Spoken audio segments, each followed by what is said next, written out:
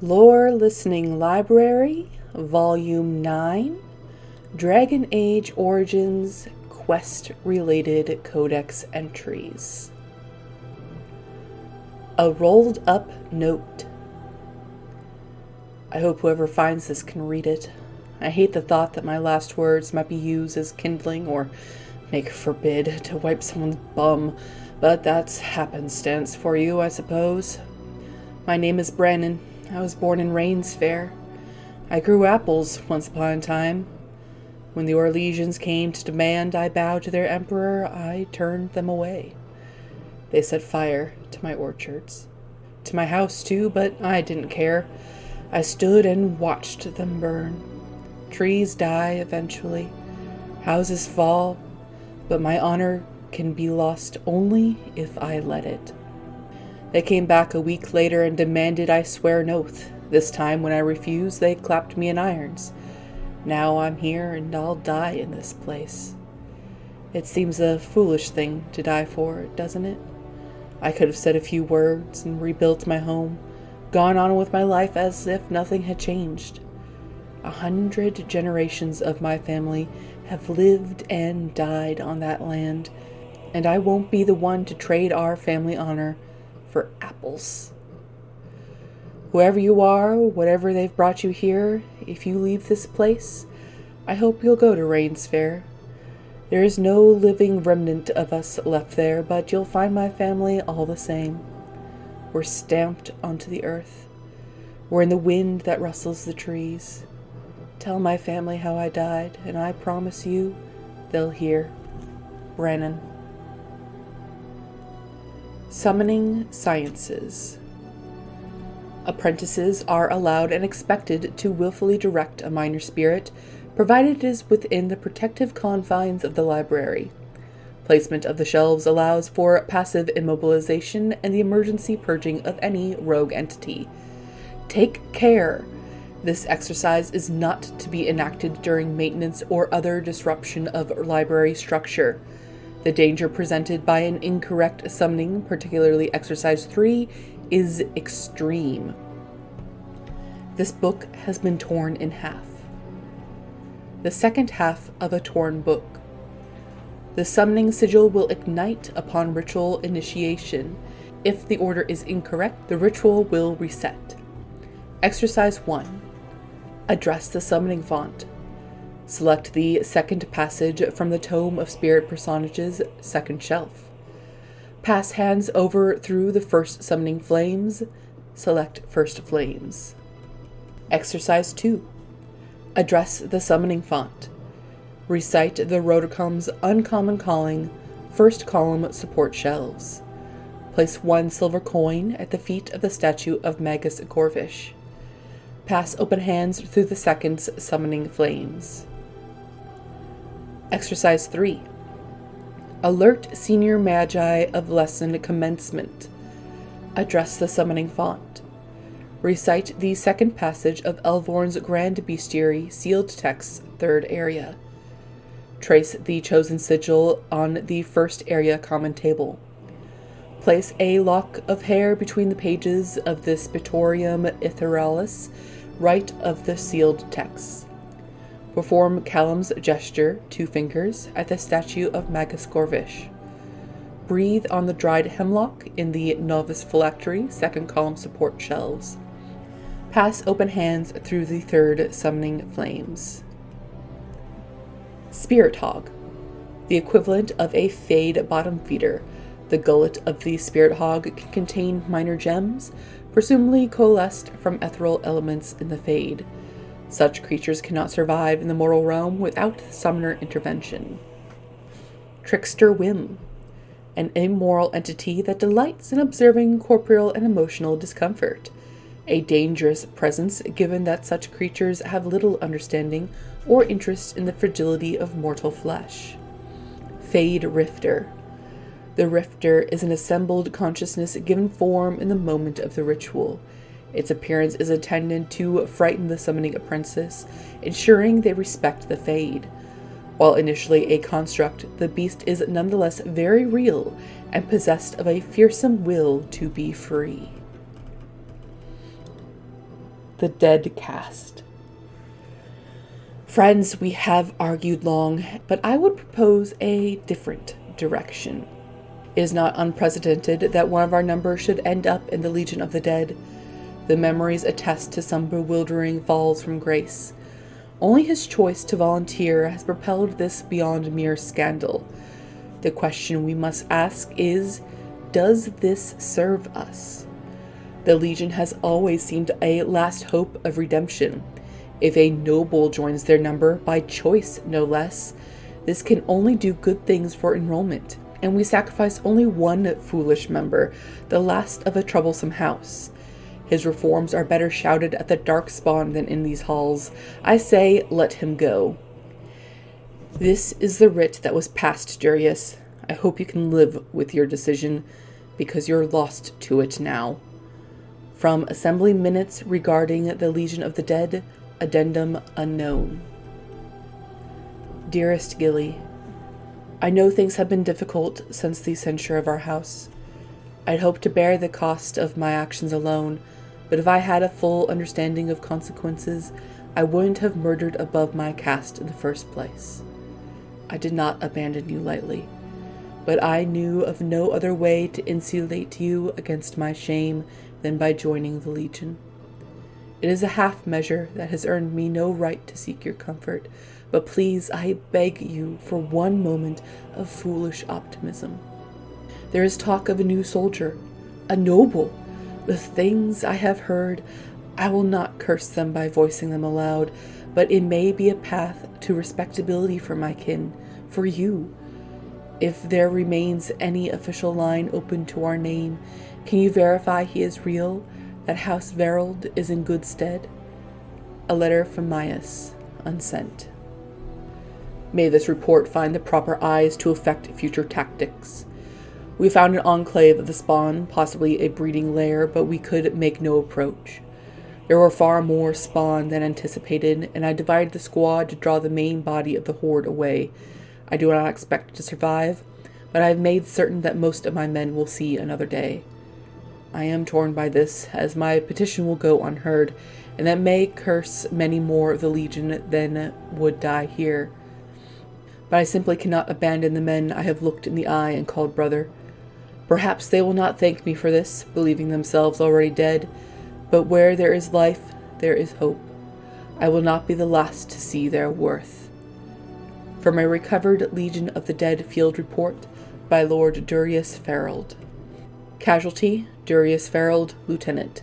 Found dead with his squad. The corpse was left untouched, suggesting the Darkspawn feared his spirit even in death. His ferocity defending his men was corroborated by survivors before they succumbed to corruption. It is rare for a soldier's actual death to exceed the honors given to his enlistment, but Farreld was an odd one, an agitator. His eccentric promises were disruptive, and I fear his death may demoralize more of the Legion than actually heard his fantasies firsthand. He was committed to the stone with his insignia, as honorable a burial as we can manage with the spawn at our heels, but officially he has formed a second front. Better his foolish hopes are diluted by time than killed outright. From a bi-weekly casualty report by Sergeant Unger.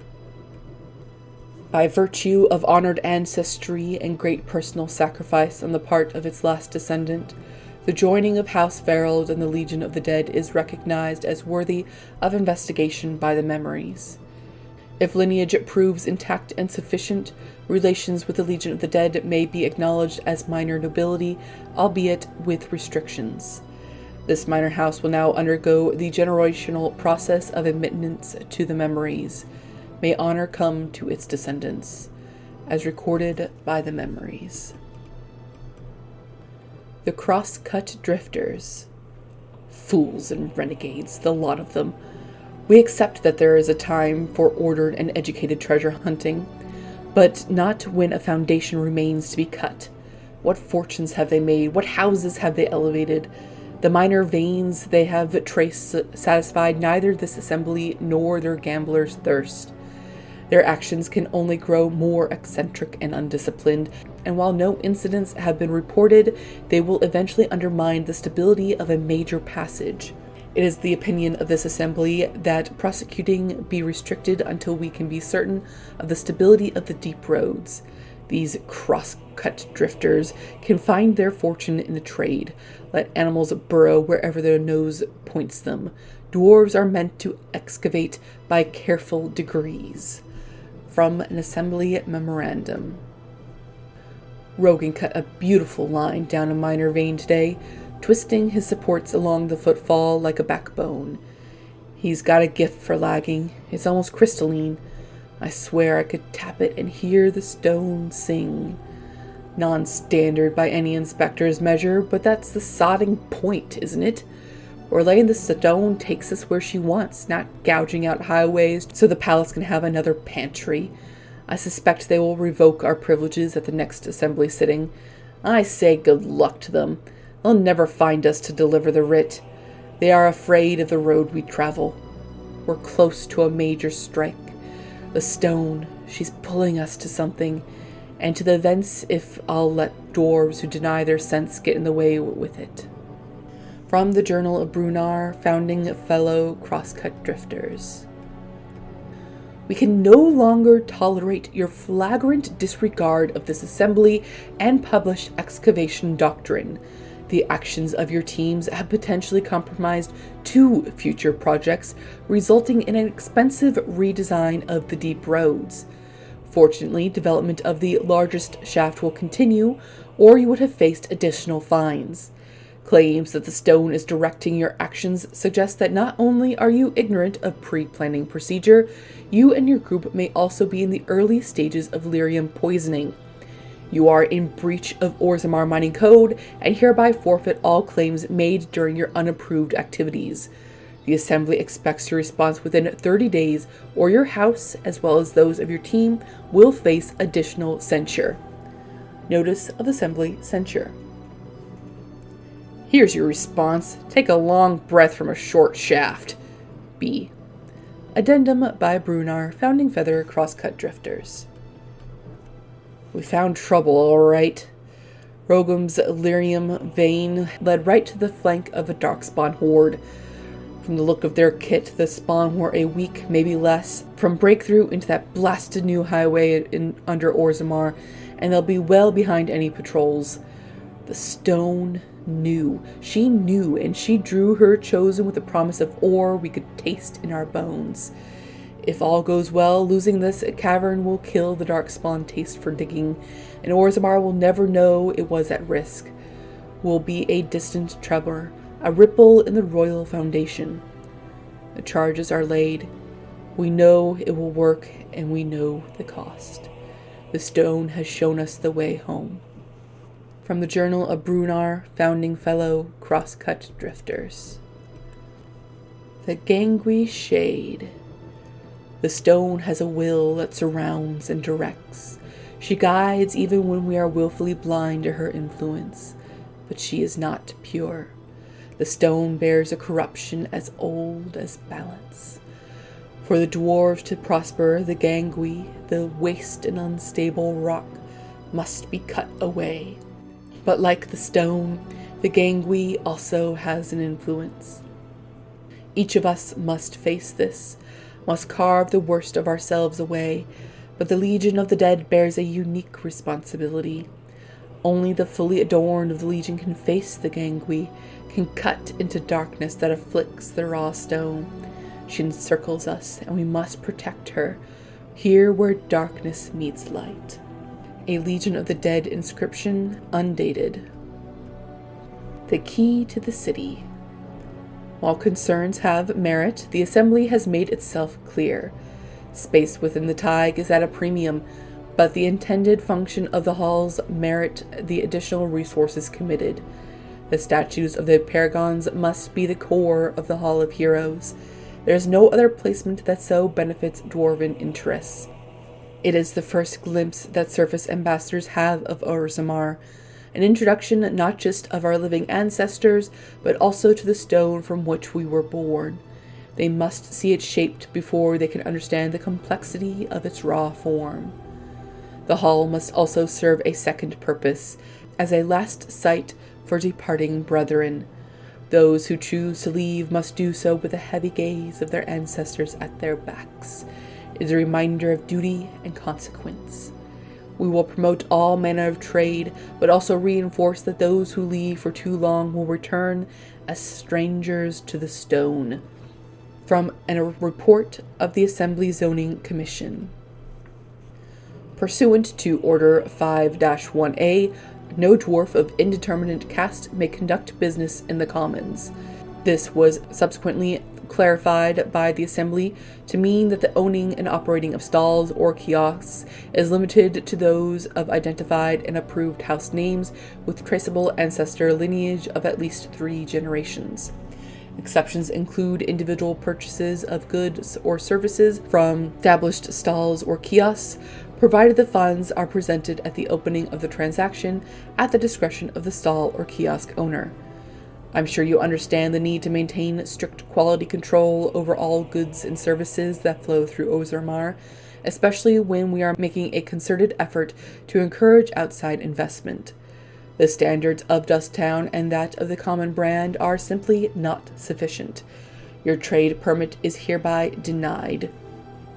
From a judgment of the Assembly Trade Council regarding Medall's reclaimed wares. The restriction of your authority is a temporary consideration and not a verdict imposed lightly.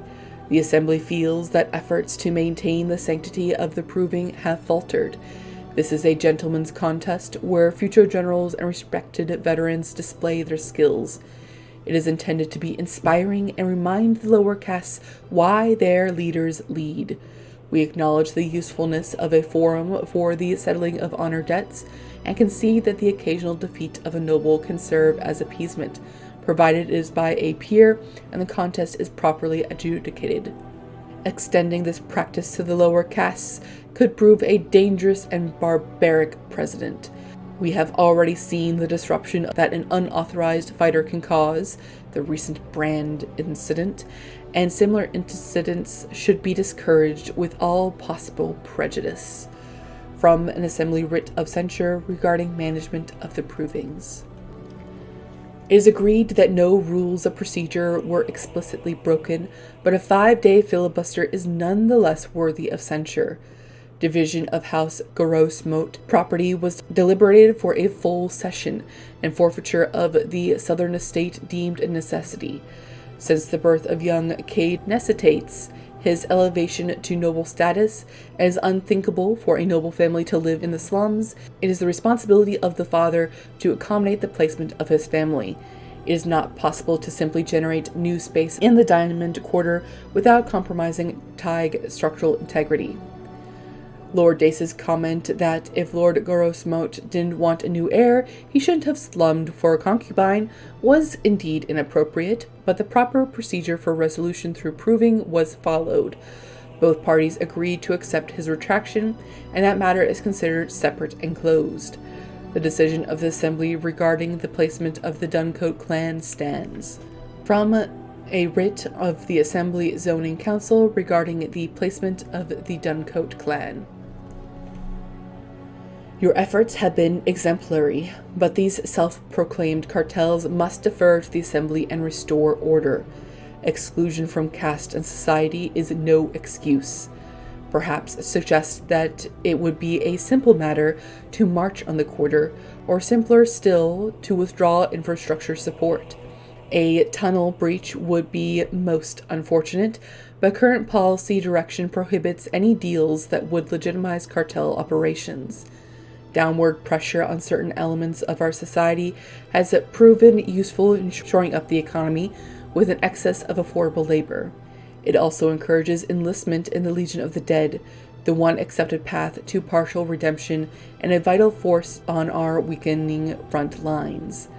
This model suffers when criminals create their own hierarchies with alternative methods of social advancement. Every stone has a face that can't be carved, a side that must be earthward. We need their so-called dust town, but it would be inadvisable to include that in your negotiations. We have the utmost faith in you, Cap. The rest is obscured by bloodstains. From a confidential assembly directive regarding proliferation of cartels.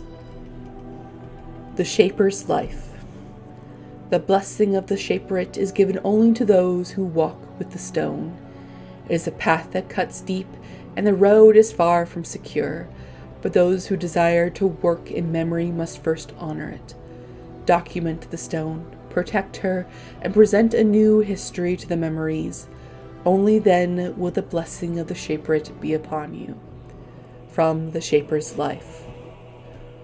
Orzammar has carved a legacy from the stone, but history is more than the comings and goings that fill the streets.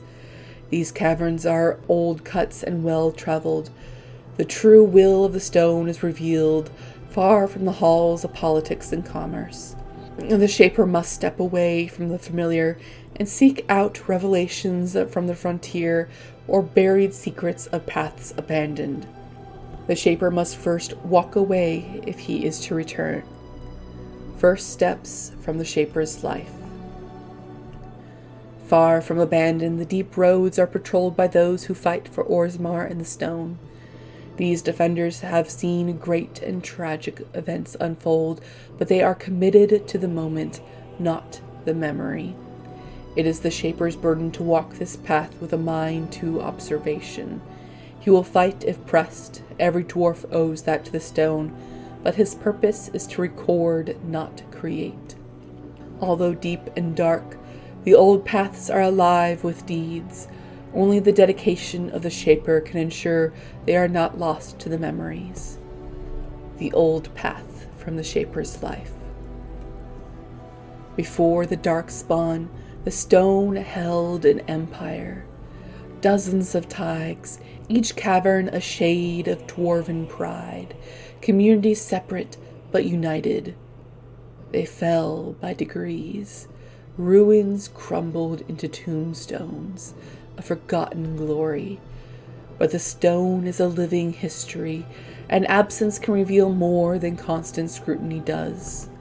As the stone shifts, she chooses what remains buried and what must see the light. The Shapers must return, must walk the lost way, so the children of the stone can see what has been surrendered and what can be gained. This is the sacrifice of the Shaper, the lost way from the Shaper's life. You have walked the path of the Shaperate and documented the stone. The blessing of the Shaperate is yours to wield in the carving of a new path, one for tomorrow's Shaper to follow. From the Shaper's life. Topsider's honor. Fool has been following us for 3 days, but what can I do? I'm sure the city guard can lock him up for being a sodding idiot, but there are no laws that say you can't seek your death in the trenches. There's no law down here at all. I said to his face that if he puts our patrol at risk, I'd split him myself, but he's quiet, I'll give him that. Topsiders usually assume the end of the blight erases the darkspawn from the world. Why does this one care that his victory just drives them back onto our doorstep? It's one thing to face them up in the light. He'll carve his own shaft out here once he fights them in the dark where they live. That, or the lyrium will get him. From the Legion of the Dead Field Report by Lieutenant Gant. I swear, Mortivold, I've never seen anything the like. This elf fought like a man possessed. His strikes were light and did not echo on the stone like those of our greatest, but the precision was that of a Shaper carving a memory across the darkspawn. Damned if we didn't raise our glasses to him but last eve and share stories of honored family. With the topsider! In the lyrium glow, he looked no more out of place than any of us. It makes me think of Cousin Byrne. I wonder how he fares on the surface. I think if he sends another letter, I'll read it. Ties of kin should be stronger than where we choose to do our business. From a letter from Corporal Torvid Orson, date unknown. The stone take this topsider as she would welcome her own. He was born to air and sky, but has served the deep roads better than a native son. Many will see another day because he fought at their side and fell in their stead. We don't know his rights.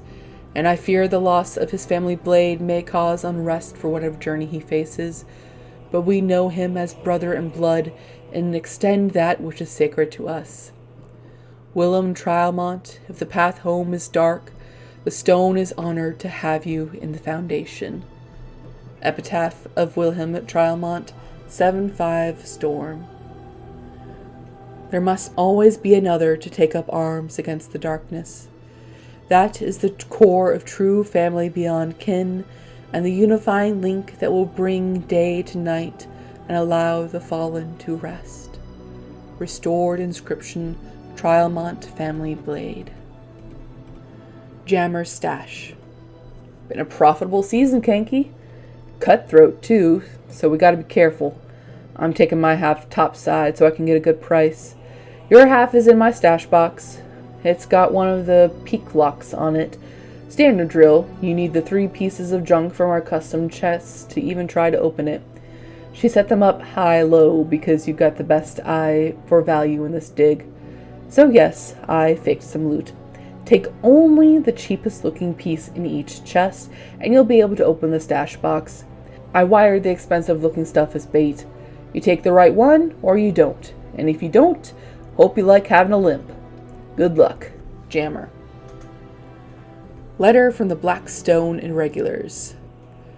A letter written in careful script addressed to you.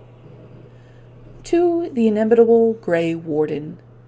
Your deeds have spread since the tragedy of Ostagar, and I find myself in need of one such as you.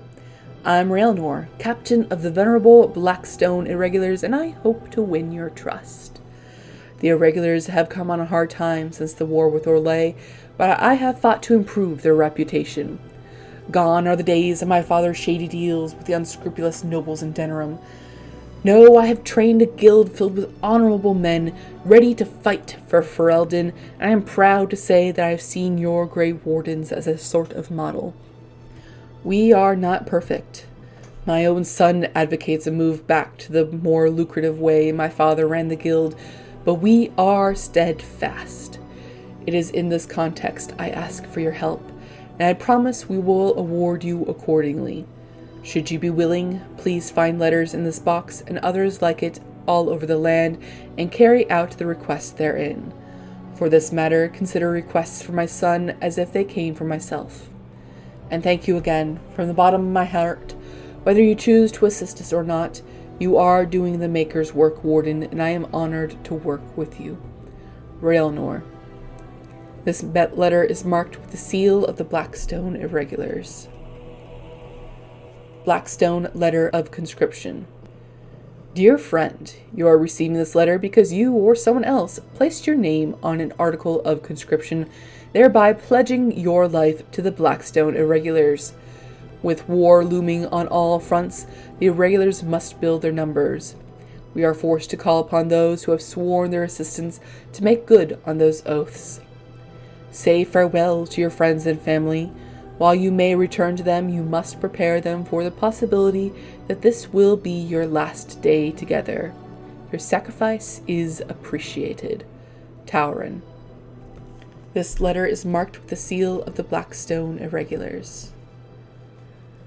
Blackstone Letter of Condolences.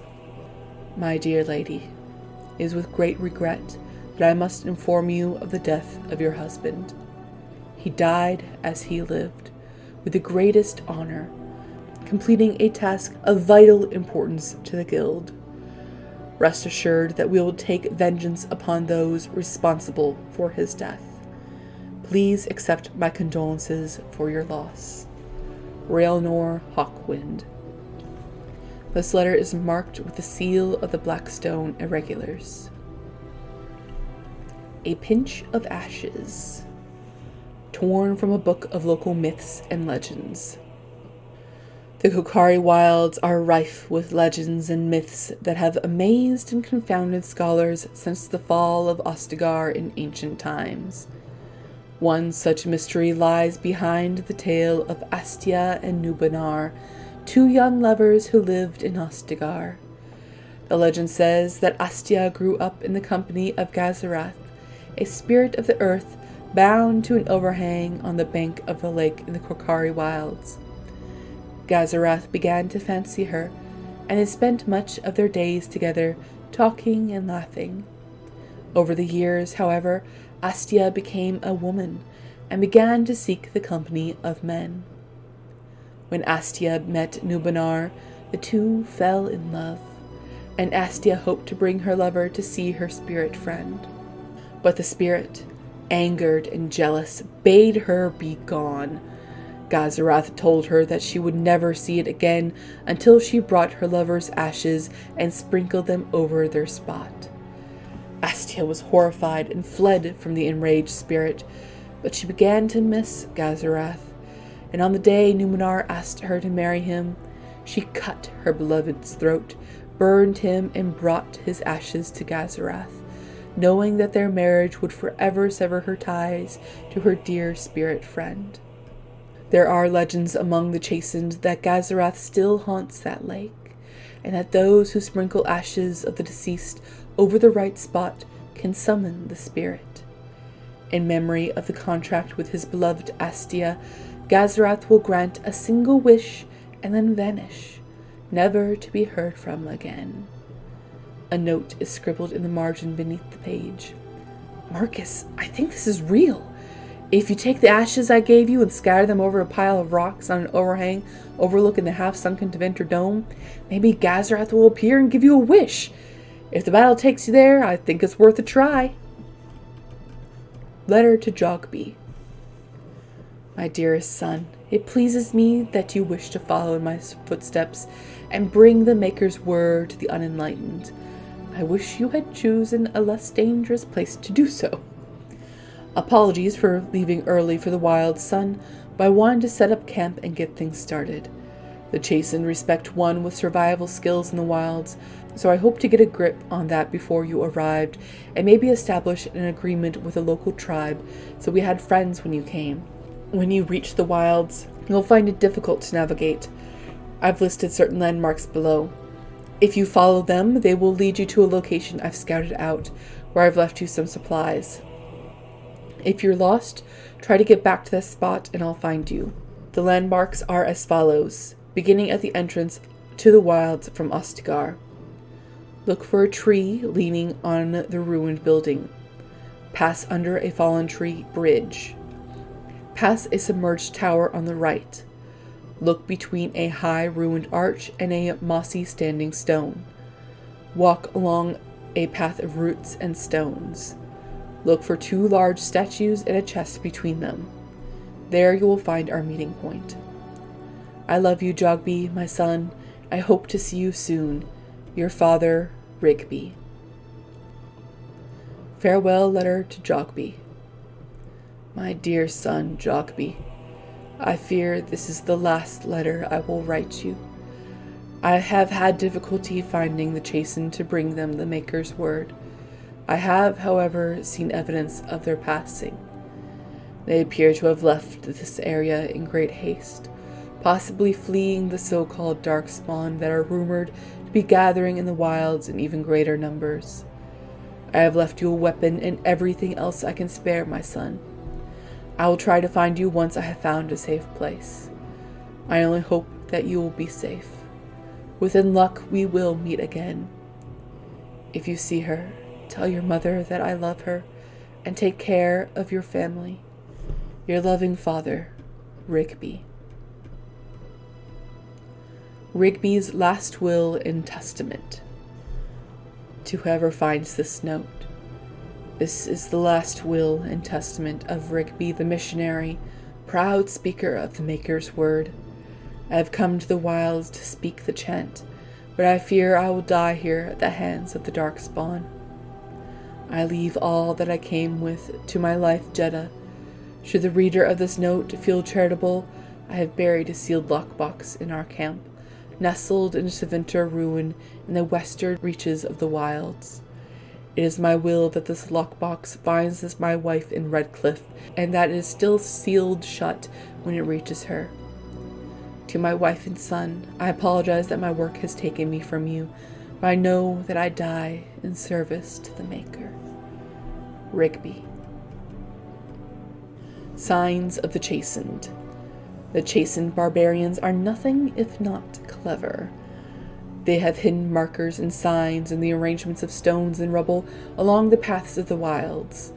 In this way, they mark trails, note places of interest, and even give warnings in a way outsiders cannot understand. Interestingly, these markers look indistinguishable from a regular pile of stones. I have dedicated my time to deciphering these signs, and I believe I am close to a breakthrough. The trail markers seem to point to a hoard or a location used for secret storage among the chastened. I have only found a portion of these messages, however. I believe that if I could complete the message, find all the trail markers, I could find this cache and see what treasure the chastened have to hide. I have found one such marker near this camp, under a fallen tree leaning against the ruins. Each marker seems to point to one or two others. I hear rumors that a darkspawn horde is coming. I hope I can find this treasure before it's too late. An excerpt from Rigby's Field Journal. The Mages Collective. Despite the loyalists' grasp on the mages' political community, many libertarians and equitarians have begun to see eye to eye with respect to the chantry's role in the mages' daily life. A growing number of mages, particularly those whose magic never strays from the Maker's mandate, feel that the chantry's constant oversight is a burden to their creativity and their very will, and one that hinders their ability to work. These mages, along with a number of hedge wizards who work their arts outside the chantry's influence, have formed a shadow guild of sort, a mages collective, where members can submit requests and have them seen to without judgment. This collective manages to work in relative secrecy, their members discreet and their clients anonymous. As of yet, this collective has seen no sanction from the Templars, and there has been no sign that its members are practicing magic of which the Maker would not approve.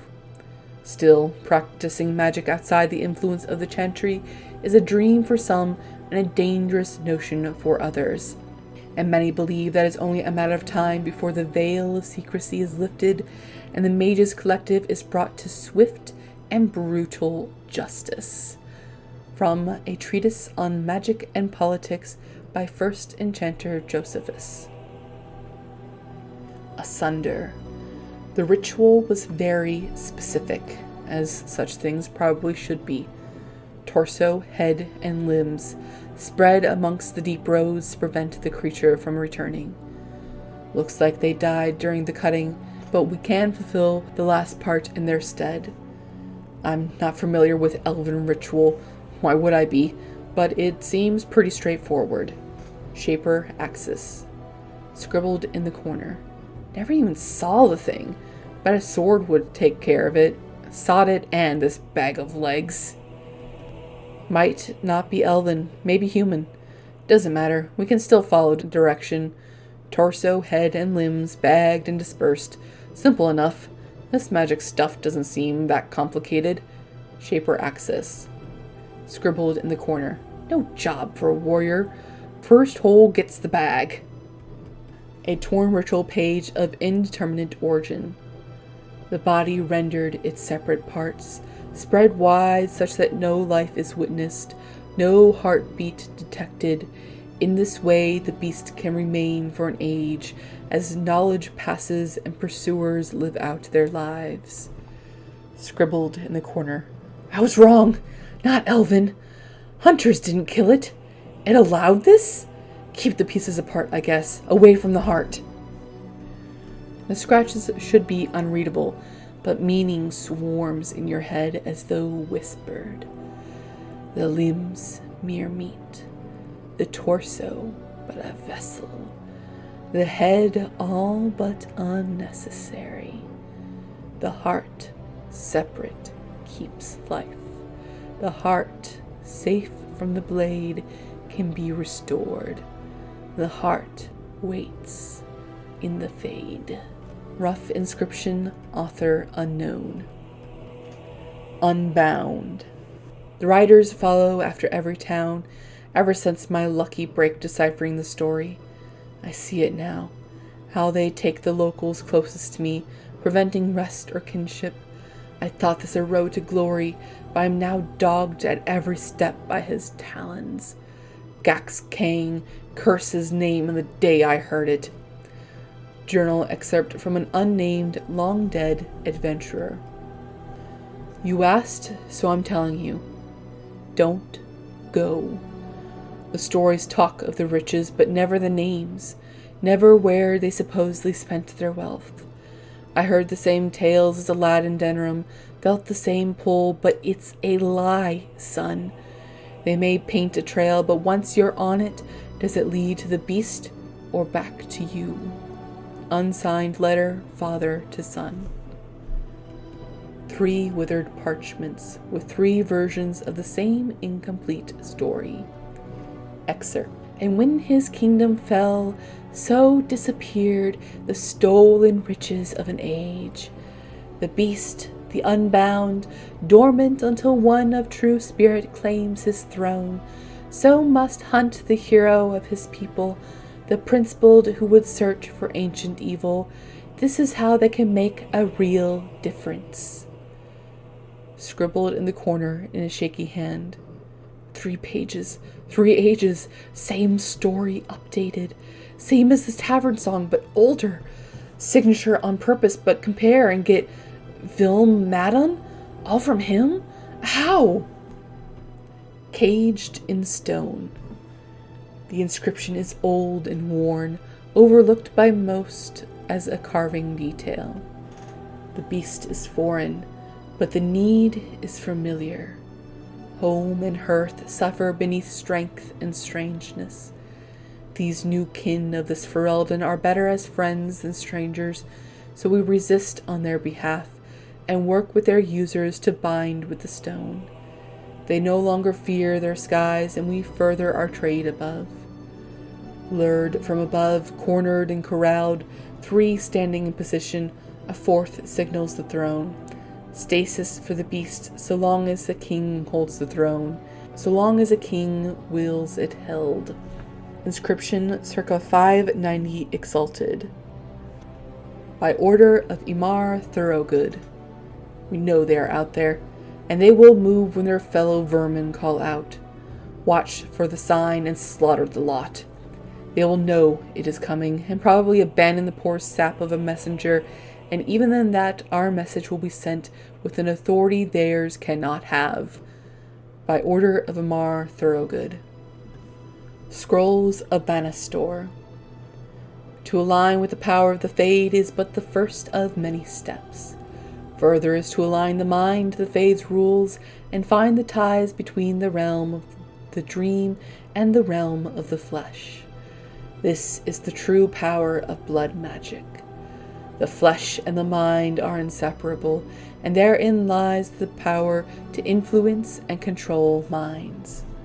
Below the text are indecipherable ruins and stains of blood and ink. Others may speak of the sanctity of the mind. To those who know the true power of blood, this is foolishness. The mind is no more sacred than the knee, the small toe, or the ear. It is a man's organ of reasoning and nothing more. And true reasoning requires connection to the rhythm of the blood, the tireless pounding of life. Interpret this, and even the mind is yours to control.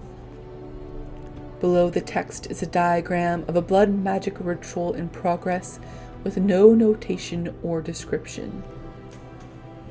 In the Fade dwell creatures both foul and fair, but all plague mankind with lusts and prides incalculable in our waking hours. Our power attracts them, and for good reason. Our unique bridge between flesh and dreams is one way they can enter the realm of flesh. To begin the path to true power, court these poor, terrible creatures and best them.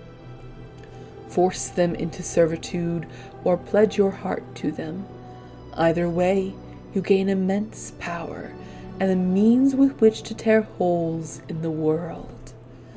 Below the text, scribbled in the margin, are arcane symbols drawn with blood. The creatures, These demons require little in the way of bribery.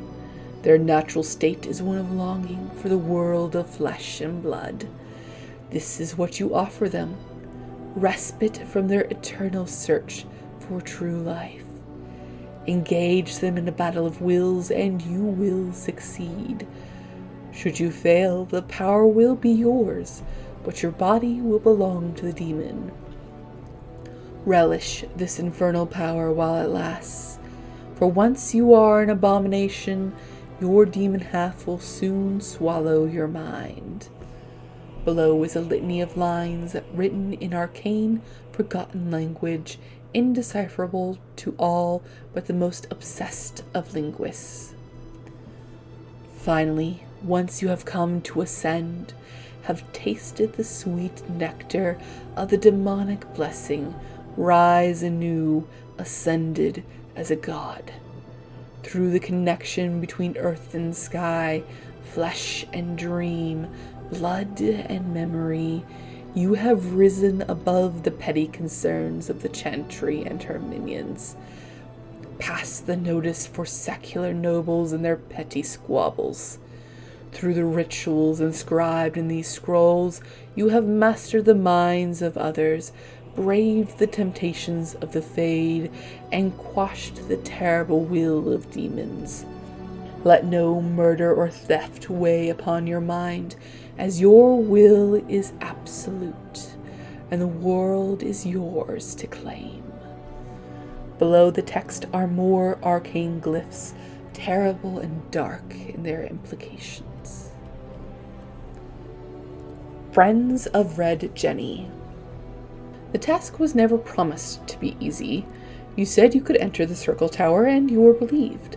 Find the small painted box in First Enchantress Irving's office and deliver it to the door marked in Denham as agreed, or prepare to find yourself hunted across Ferelden. Friends of Red Jenny. There is a sketched map of several doors. It requires the box be placed on it to block out false leads. 5 pages for mages. Tome Duos V Eternus. In Maleficarum Dragos te ventum solariat ven dios mentorius, pluartic ven contrarian. Spake he the words and brought life. Speak you the words, ascension. Answers lie in text illegible. Note on the page below. Here I begin my study, knowing full well it will change the circle forever. Let history mark the date that this work began, 929 Dragon, so that when new calendars are put to paper, the date fonst 00 is known with certainty, with the mouths of gods finally to the people through me. Enchanter Fonst. Tome Duos V Eternus. In Maleficarum Dragos te ventum solariat ven dios mentorius, pluartic ven contrarian. Spake he the words and brought life. Speak you the words, ascension. Answers lie in text illegible. Notes on the page below.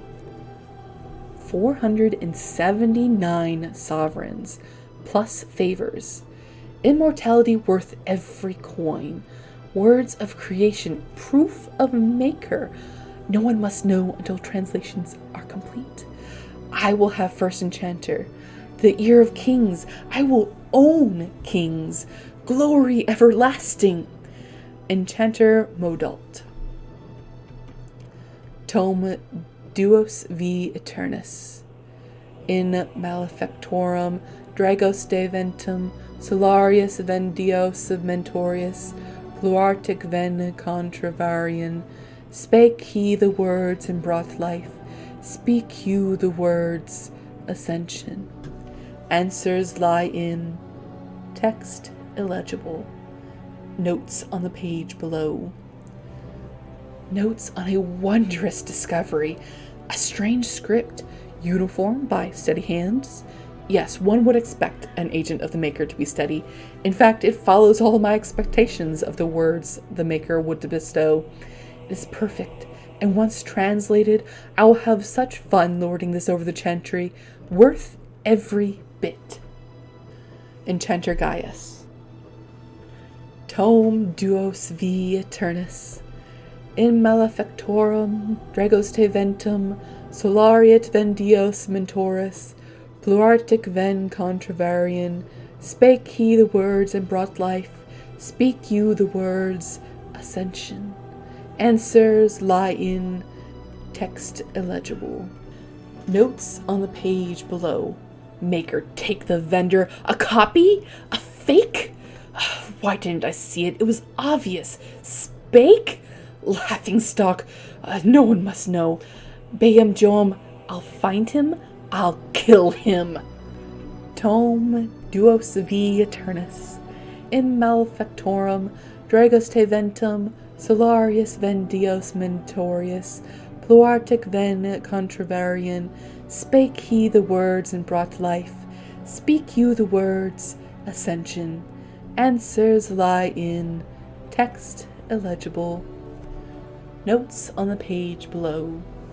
The words elude me, but I will defy their ostentatiousness. Worked by the old gods or the Maker himself, I will wring their secrets into my hands. I need the essence of the powerful and the pure, and so begins a bloody road, but at the end, godhood, the keys of the Black City. Enchanter Ronus. Watchguard of the Reaching. I'm telling you guys, it's a test like the summoning. Why else would lessons be cancelled? And that outburst in the library with Aldred? An older tome fell to the page on the Reaching. I copied what I could before they pushed us out. Ritual note. A sword lowered to strike through and ground. You can't tell me I wasn't supposed to see that. It's too convenient. I'm looking for more, and you'd be smart to help. Gant. No, and stop asking. I'm not getting in trouble because of you again. I don't care what's in the basement, and neither do the senior magi. Everything is about Aldred and the upper floors. I know what you're digging up, but those tomes are way older than our lesson tasks. An apprentice shouldn't touch them. Ritual note. The threads burned before a giant, spear raised. He stands alone, so whispers are known false. Nolan, scribbled in the corner. Don't need him. Owain knew Reaching. First Enchanter Dorvel fell suddenly to a disease of the lungs. This unfortunate disruption in the direct line of descent from Tower founding should be treated as an opportunity. The Circle will reform practices to better address the times. Many rituals remain valuable, but some, the Two Bells, Garnold's Lament, Watchguard of the Reaching, Benford Da, have little or no meaning in our texts. We will move forward, as Dorval would have wished, commit these and other ceremonies to the age we have left. With no plan to estate, his belongings have been transferred into the common library for the benefit of all. Excerpt, Circle of Magi Declaration, Kinloch Hold Transitional 590 Exalted. Scribbled in the corner. Reaching again!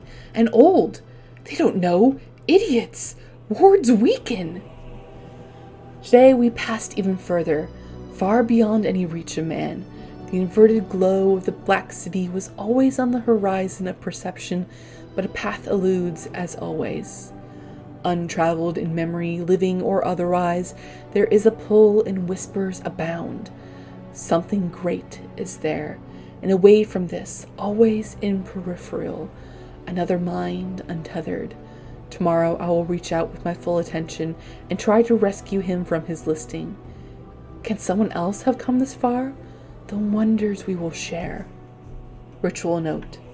The vessel in hand, words from another time, drip literal power. Documents of the Reaching, estimated 2nd century, ancient. First Enchanter appointed Watchguard of the Reaching to be held in secret. Scribbled in the corner. Reaching? Before the Circle? Someone else in the Fade? I want this! His silver cord transmuted black. Black! There is no wonder his form shattered. What returned was not of the mortal nor native fade. Does an afterthought prove the gods when direct action is long missing? There is no purpose to this beast. Let the strength of the tower wither and memory pass. The only legacy to be taught, stay focused with the fade. Whims escape to their own action. Ritual note. A sword raised to sever connection. Documents of the reaching, estimated 2nd century ancient, first enchanter appointed watchguard of the reaching to be held in secret. Scribbled in the corner. Cord? Peasant magic. Must know, can almost see, whispers once. Hastily scribbled. Whispers say Great Hall? Hidden above us the whole time? The vessel in hand, words from another time drip literal power. Put on bowl. Sword raised to sever connection, cord cut. Sword lowered to strike through and ground. Bile. The threads placed before a warrior, spear raised, shielded from each side, so whispers are known false. Where is it? It whispered order, but not where. It's in my head. Shaw Weird. A collection of powerful and undirected thoughts coalesced in the fade.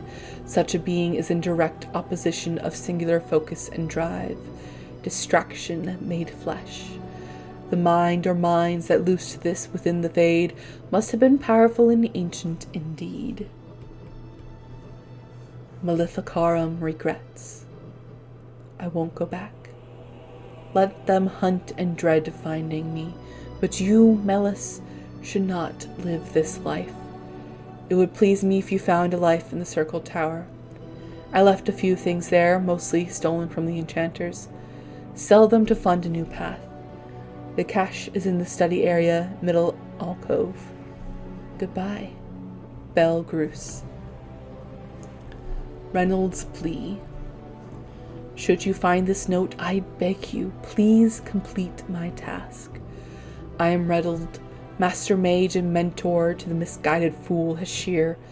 It seems that my young apprentice got mixed up in magic unmentionable, for which I pledged to pursue him to the ends of the world. If you are reading this, then my apprentice caught up with me and choked me from my last breath. I beg you to delve into this ancient elven forest and end the threat of the abomination my beloved apprentice has become. Should you do this, then I beg you, keep the feldspar ring you find on my apprentice figure as a token of my thanks.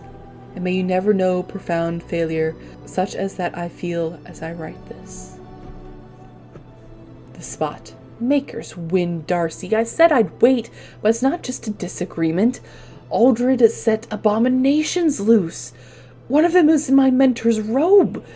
If you make it here, something in the spot may help you out. No point in hiding it from the senior mages now, and don't worry about Denry's usual fee for moving his bed. He's dead. Apprentice manned.